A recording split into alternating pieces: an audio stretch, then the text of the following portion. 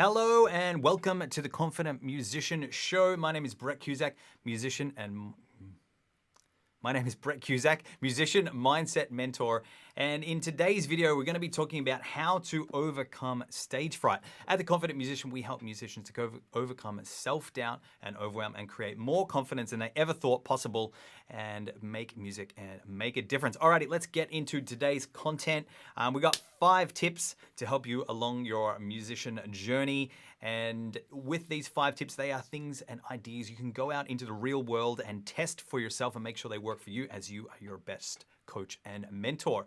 All right, tip number 1 with overcoming stage fright is to connect with your big picture and why. What is it that got you into music? Think back to those moments where something happened and it just really changed your world. I know for me, I was about 12 years old and I walked into the music room and I heard the music of Deftones and I heard these amazing guitar riffs and these searing vocals and I was like, whoa, what is that?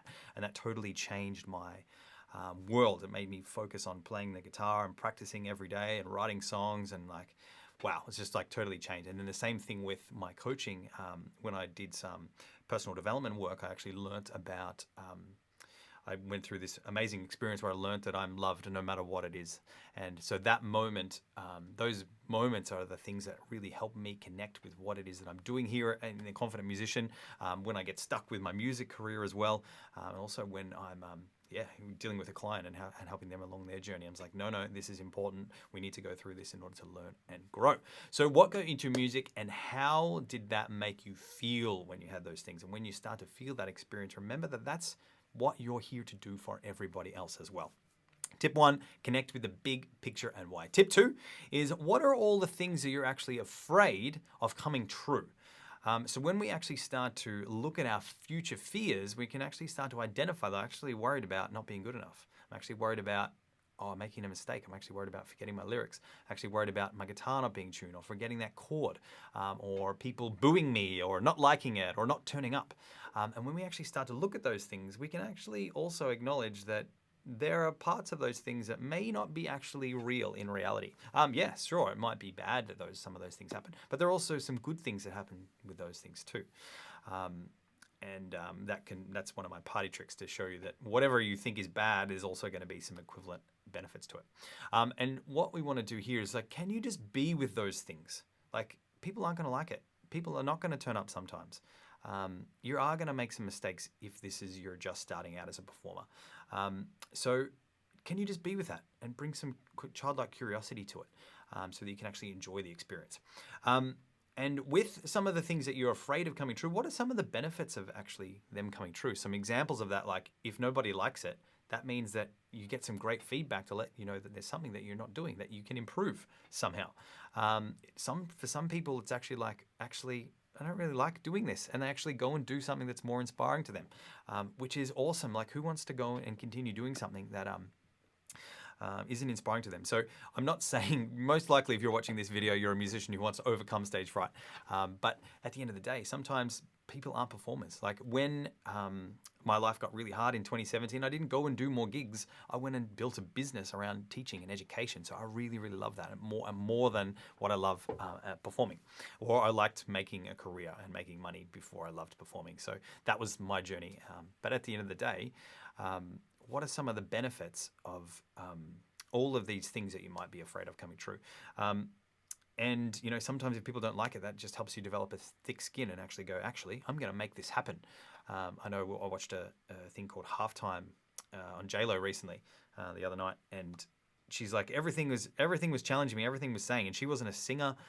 She basically started out as a dancer and then got into acting, and then she became a singer. And she felt like nobody really believed in her. So she's like, I had to believe in myself more than anybody else in order to push through. So that's a really amazing video. So yeah, definitely check that out. So developing some of the benefits might be developing a thick skin and actually having that belief in yourself to push through no matter what. That's an incredibly important thing. And if you look at any of your favorite artists, I guarantee you that they had to push through some stuff and some self-doubt.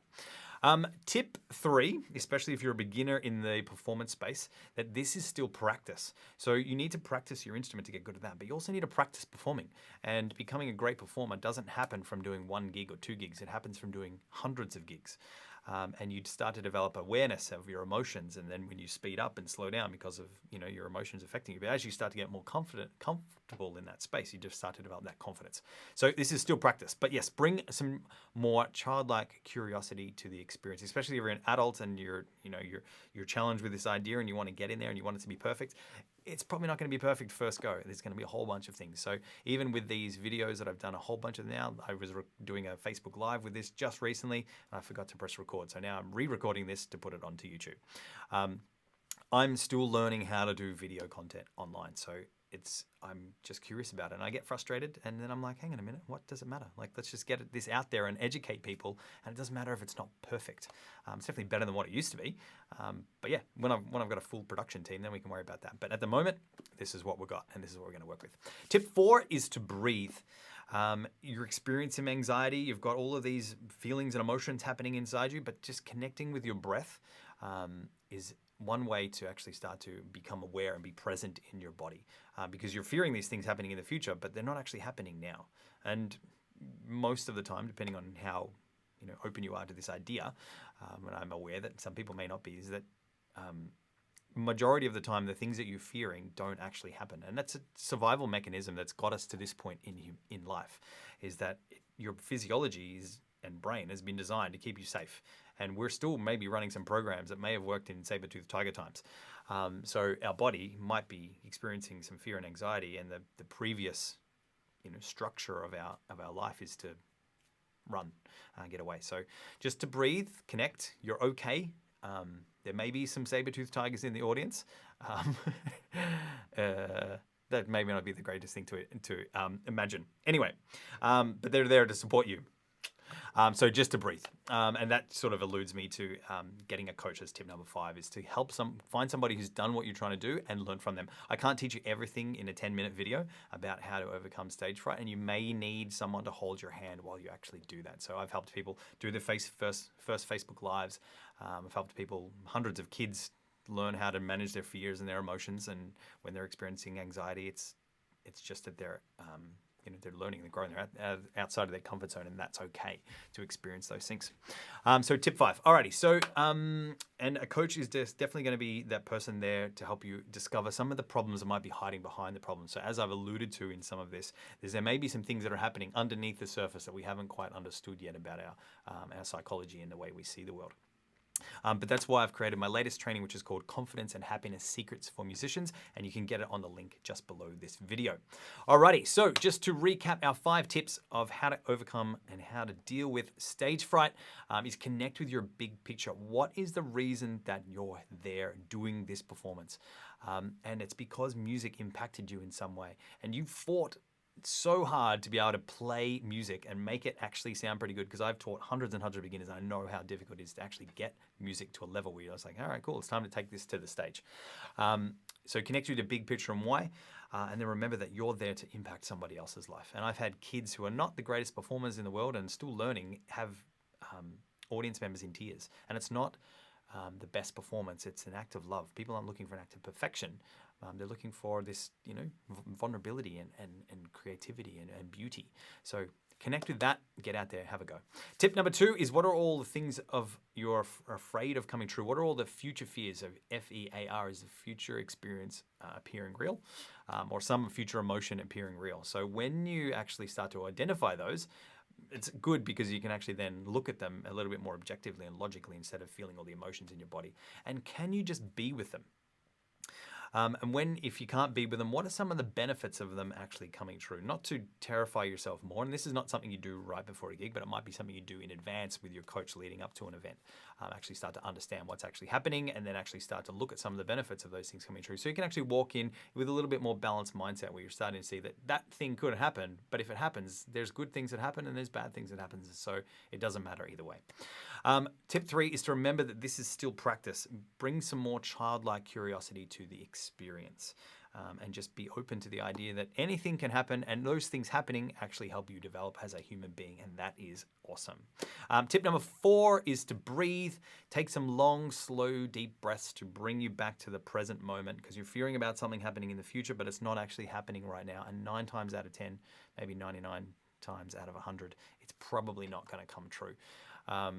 bad things 100% happen, but there's always a hidden blessing in there somewhere. So learning to see the hidden blessings in things in advance is definitely an important skill to develop.